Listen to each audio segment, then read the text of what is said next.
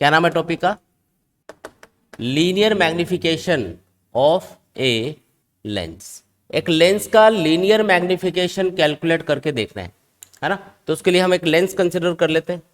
ये मान लो लेंस है और हमें ये फाइंड करना है कि इसका लीनियर मैग्निफिकेशन कितना होगा। ये जो लेंस हम यूज कर रहे हैं है ना, इसके लेफ्ट साइड में सपोज करो आपने ऑब्जेक्ट रखा और राइट साइड में इमेज बन रही है, या इसी साइड में भी इमेज बन सकती है, क्योंकि वो डिपेंड करेगा कि रियल इमेज बनेगी या वर्चुअल इमेज। अगर आप कॉन्वेक्स लेंस के फोकस और ऑप्टिकल सेंटर के बीच में किसी ऑब्जेक्ट को रखोगे, कहाँ पे रखोगे? फोकस और ऑप्टिकल सेंटर के बीच में, तो हमेशा वर्चुअल इमेज बनती है जो ऑब्जेक्ट वाली साइड में ही बनेगी। और अगर आप ऑब्जेक्ट को फोकस और इनफाइनाइट के बीच में कहीं पे रखते हो तो इमेज दूसरी साइड में बनती है, और वो कैसी इमेज होती है? रियल इमेज होती है और इन्वर्टेड इमेज होती है। तो लीनियर मैग्निफिकेशन का मतलब है कि जो ऑब्जेक्ट है और जो इमेज है उनकी साइज में क्या रिलेशन है एक तरह से, ठीक है। तो लीनियर मैग्निफिकेशन का फॉर्मूला होता है linear magnification equals to size of the image divided by size of the object.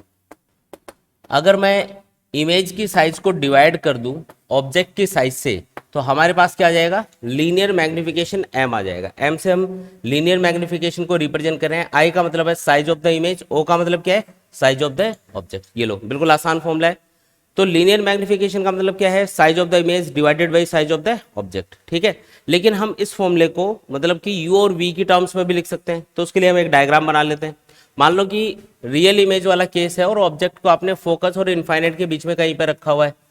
ये कोई ए बी ऑब्जेक्ट है। अब इसकी इमेज कहाँ बनेगी? तो एक लाइट रे प्रिंसिपल एक्सिस के पैरेलल लेंस के ऊपर इंसिडेंट कर दो, ये रिफ्रैक्शन के बाद में फोकस से पास हो जाएगी।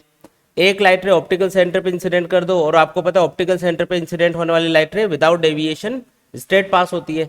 तो ये यहाँ पे दोनों लाइट रे आपस में एक दूसरे को इंटरसेक्ट करेंगी। जहां पे ये इंटरसेक्ट कर रही है वहां पे ए पॉइंट की इमेज बनेगी ए डैश, और उसको ऐसे परपेंडिकुलर लाइन ड्रॉ करके जब आप प्रिंसिपल एक्सिस से मिलाओगे तो ये पॉइंट आएगा बी डैश। तो यहाँ पे इमेज क्या बनी? ए डैश बी डैश। अब ये वाला जो डायग्राम है इसमें आपको देखो ए बी ओ और ए डैश बी डैश ओ, ये दोनों जो ट्राइंगल है वो सिमिलर दिखाई दे रहे होंगे। क्यों? क्योंकि देखो इसमें इन दोनों ट्राइंगल्स में ये वाले जो एंगल्स हैं ये वर्टिकली अपोजिट एंगल है जो कि बराबर होते हैं। इस वाले ट्राइंगल में ये एंगल 90 डिग्री है, इस वाले ट्राइंगल में ये एंगल 90 डिग्री है। और अगर किसी भी दो ट्राइंगल्स के अंदर दो एंगल सेम होते हैं तो तीसरा तो अपने आप ही सेम होगा, ठीक है। और ऐसे ट्राइंगल्स जिनमें तीनों एंगल सेम होते हैं उनको क्या बोलते हैं? Similar triangles. तो ये सिमिलर ट्राइंगल्स, और सिमिलर ट्राइंगल्स के लिए हम साइड्स का रेशियो इक्वल लिख सकते हैं। मतलब परपेंडिकुलर का परपेंडिकुलर के साथ में, बेस का बेस के साथ, और हाइपोटेनियस का हाइपोटेनियस के साथ रेशियो सेम ही आता है। तो यहाँ पे मैं लिख रहा हूँ इसको a dash b dash upon a b. क्या लिख रहा हूँ मैं? A dash b dash upon a b. तो ये किसके बराबर आना चाहिए? तो इस वाले ट्राइंगल का मैंने परपेंडिकुलर लिया है, इस वाले ट्राइंगल का परपेंडिकुलर लिया है। अब मैं इस वाले ट्राइंगल का बेस लूंगा तो मुझे इस वाले ट्राइंगल का बेस लेना पड़ेगा। तो ये क्या आएगा? बी डैश ओ अपॉन, इधर क्या लिखेंगे? बी ओ, ये आएगा, ठीक है। और यहाँ से ए डैश बी, अब मैं वैल्यूज पुट कर रहा हूँ। तो ए डैश बी डैश किसके बराबर है? ए डैश बी डैश को हम बोल सकते हैं साइज ऑफ द इमेज, जिसको हमने आई लिखा था। लेकिन देखो प्रिंसिपल एक्सिस के नीचे की तरफ अगर कोई भी डिस्टेंस मेजर की जाती है उसको नेगेटिव सिंबल के साथ में लिखा जाता है। तो ए डैश बी डैश को माइनस आई लिखना पड़ेगा, ठीक है। ए बी का मतलब है साइज ऑफ द ऑब्जेक्ट, जिसको हम प्लस ओ लिखेंगे क्योंकि इसको प्रिंसिपल एक्सिस के ऊपर की तरफ मेजर कर रहे हो, तो प्लस ओ लिख दिया। इक्वल टू क्या लिखेंगे? बी डैश ओ का मतलब क्या है? बी डैश ओ का मतलब है distance of the image from the optical centre of the lens, जिसको क्या बोला जाता है? वी। और बी ओ का मतलब क्या होता है? Distance of the object from the optical centre of the lens, जिसको यू बोला जाता है। इंसिडेंट रेज की डायरेक्शन में जो भी डिस्टेंस मेजर की जाती है उसको पॉजिटिव लेते हैं। तो अगर आप ऑप्टिकल सेंटर पे खड़े होके इमेज की डिस्टेंस को मेजर करने जाओगे तो आपको किधर चलना पड़ेगा? Left to right. और इंसिडेंट रेज की डायरेक्शन भी यही है, इसका मतलब ये वाली डिस्टेंस क्या लेनी पड़ेगी? पॉजिटिव। लेकिन अगर ऑब्जेक्ट की डिस्टेंस मेजर करने जाओगे तो आपको रिवर्स चलना पड़ेगा। रिवर्स चलना पड़ेगा तो इस डिस्टेंस को क्या लेना है? नेगेटिव। तो बी डैश ओ को तो प्लस वी लिखेंगे और बी ओ को क्या लिखेंगे? माइनस यू, ठीक है।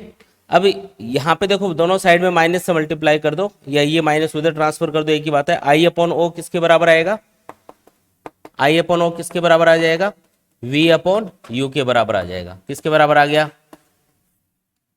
आई अपॉन ओ किसके बराबर आया? वी अपॉन यू के बराबर आ गया। अब आपको पता है कि जो आई अपॉन ओ है उसी को हम क्या बोलते हैं? Linear magnification. यानी कि लीनियर मैग्निफिकेशन का एक और फॉर्मूला अपने पास आ गया, यू और वी के टर्म्स में क्या फॉर्मूला बन गया, वी अपॉन यू, है ना। तो लीनियर मैग्निफिकेशन को आप क्या लिख सकते हो, M equals to I upon O लिख सकते हो, या फिर वी अपॉन यू लिख सकते हो। समझ में आया ये? तो ये फॉर्मूला हम लोग यूज करेंगे। कौन सा फॉर्मूला यूज करेंगे, M equals to I upon O, या फिर हम फॉर्मूला यूज कर सकते हैं वी अपॉन यू। दोनों में से कोई भी एक फॉर्मूला यूज कर लो, दोनों को भी यूज कर सकते हो एक साथ। जैसे कई बार क्या होगा कि आपको बताया जाएगा कि एक ऑब्जेक्ट उसका साइज इतना है, इमेज इतना डिस्टेंस पे बन रही है और ऑब्जेक्ट को इतना डिस्टेंस पे रखा है, बताओ इमेज की साइज क्या होगी। तो i upon o is also equals to v upon u. भाई एम के बराबर तो है ही आई अपॉन ओ, साथ में ये वी अपॉन यू के भी बराबर है। तो इस रिलेशन को यूज करके आप easily size of the image find कर सकते हो, कोई दिक्कत वाली बात नहीं है इसमें। तो ये लीनियर मैग्निफिकेशन का फॉर्मूला है, और लीनियर मैग्निफिकेशन का मतलब क्या होता है, size of the image divided by size of the object, मतलब इमेज और ऑब्जेक्ट के साइज का जो रेशियो है उसी को हम बोलते हैं लीनियर मैग्निफिकेशन। अच्छा एक चीज बताओ, ये जो लीनियर मैग्निफिकेशन है, अगर ये 1 से बड़ी वैल्यू आ रही है, सॉल्व करने पे अगर 1 से बड़ी वैल्यू आ रही है, तो इसका मीनिंग क्या निकलेगा, m की वैल्यू अगर 1 से बड़ी आ रही है तो बताओ। देखो इसमें ये केस हो सकते हैं, पहला केस क्या हो सकता है, m is greater than, m का जो मैग्नीट्यूड है वो 1 से ज्यादा है। दूसरा केस ये हो सकता है m इज लेस देन 1। भाई आपने रेशियो कैलकुलेट किया, size of the image divided by size of the object, और रेशियो आ गया 1 से ज्यादा। इसका सिंपल सा मतलब क्या है कि इमेज का साइज बड़ा है ऑब्जेक्ट के साइज की कंपैरिजन में, तभी तो आएगा ग्रेटर देन 1 ये। तो इसका मतलब इमेज इज मैग्निफाइड। इमेज कैसी बन रही है, बड़ी बन रही है। अगर m की वैल्यू 1 से बड़ी आती है तो इसका मतलब इमेज बड़ी बनेगी, और अगर m की वैल्यू 1 से छोटी आ रही है, मैग्नीट्यूड देखा जा रहा है सिर्फ, जैसे m की वैल्यू आ गई -3, क्योंकि साइन कन्वेंशन यूज करोगे इसमें आप, तो -3 आ गई, तो -3 में माइनस सिंबल मत देखो, उसको 3 देखो, 3 क्या है, 1 से बड़ा है, मॉडुलस इसीलिए लगाया मैंने ये। तो m की वैल्यू अगर m का मैग्नीट्यूड अगर 1 से छोटा है तो इसका मतलब ये है कि जो इमेज है वो छोटी है ऑब्जेक्ट की कंपैरिजन में, तभी ये रेशियो 1 से कम आएगा। इसका मतलब इमेज इज डिमिनिश्ड। बात समझ में आई क्या? दो इन्फॉर्मेशन तो यहां से पता चलेंगी। फिर m की वैल्यू पॉजिटिव भी आ सकती है, नेगेटिव भी आ सकती है, तो उससे क्या इन्फॉर्मेशन मिलेगी, इधर लिखता हूं देखो। थर्ड केस ये है कि m इज लेस देन 0, मतलब नेगेटिव है, और m इज ग्रेटर देन 0 यानी पॉजिटिव। m नेगेटिव भी हो सकता है सॉल्व करने पे, m पॉजिटिव भी आ सकता है, डिपेंड करेगा साइन कन्वेंशन के ऊपर, कहाँ पे ऑब्जेक्ट रखा है, कैसी इमेज बन रही है उसके अकॉर्डिंग। अगर m की वैल्यू 0 से छोटी आ रही है यानी कि नेगेटिव आ रही है, तो नेगेटिव कब आएगी आप सोचो एक बार। ऑब्जेक्ट को हम हमेशा प्रिंसिपल एक्सिस के ऊपर रखते हैं, तो o तो हमेशा ही पॉजिटिव होगा, o तो कभी नेगेटिव है ही नहीं। तो i अगर नेगेटिव होगा तभी इमेज क्या बनेगी, सॉरी लीनियर मैग्निफिकेशन क्या आएगा, नेगेटिव आएगा। i की वैल्यू नेगेटिव पुट करोगे तभी तो m की वैल्यू नेगेटिव आएगी, और i की वैल्यू नेगेटिव होने का मतलब क्या है, इमेज कैसी है, प्रिंसिपल एक्सिस के नीचे बन रही है ना, तभी तो i नेगेटिव होगा। इसका मतलब m का, जैसे m को सॉल्व किया आपने, m की वैल्यू निकाली और वो आ गई नेगेटिव, तो इसका मतलब ये है कि इमेज कैसी बन रही होगी, डेफिनेटली इन्वर्टेड बन रही होगी, क्योंकि इमेज इन्वर्टेड बनेगी तभी हम i को नेगेटिव लेते हैं, o हमेशा पॉजिटिव होता है तो रेशो नेगेटिव आ जाएगा। तो m की वैल्यू लेस देन 0 आने का मतलब है इमेज इज इन्वर्टेड। इमेज कैसी है, इन्वर्टेड। कैसी इमेज बनेगी, इन्वर्टेड। और अगर m पॉजिटिव है, m 0 से ज्यादा है मान लो, तो उस कंडीशन में क्या होगा, अगर m की वैल्यू 0 से ज्यादा है यानी कि पॉजिटिव है, तो उस कंडीशन में क्या होगा, अब आप समझ गए होंगे कि m की वैल्यू पॉजिटिव तभी आएगी जब i भी पॉजिटिव होगा, वो तो हमेशा ही पॉजिटिव है, तो i के ऊपर डिपेंड कर रही है सारी कहानी।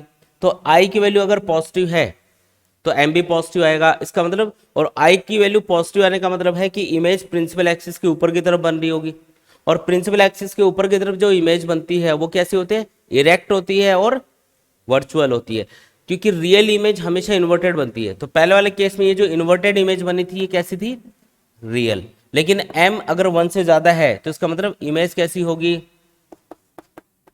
इरेक्ट होगी और वर्चुअल होगी साथ में। ठीक है, तो ये बातें आपको याद रखनी है। देखो क्या क्या चीजें बताई है मैंने, एक बार रिवाइज कर लेते हैं।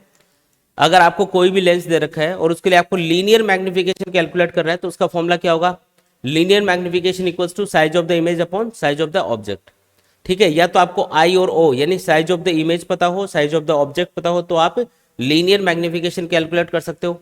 फिर हमने एक और फॉर्मूला बनाया है वी और यू के टर्म्स में, उसके लिए हमने ये लेंस वाला डायग्राम बनाया, उसके अंदर हमने दो सिमिलर ट्राइंगल्स फाइंड किए, फिर उनमें साइड्स का रेशो बराबर कर दिया। बराबर करने पे हमारे पास एक रिलेशन निकल के आया, i upon o equals to v upon you.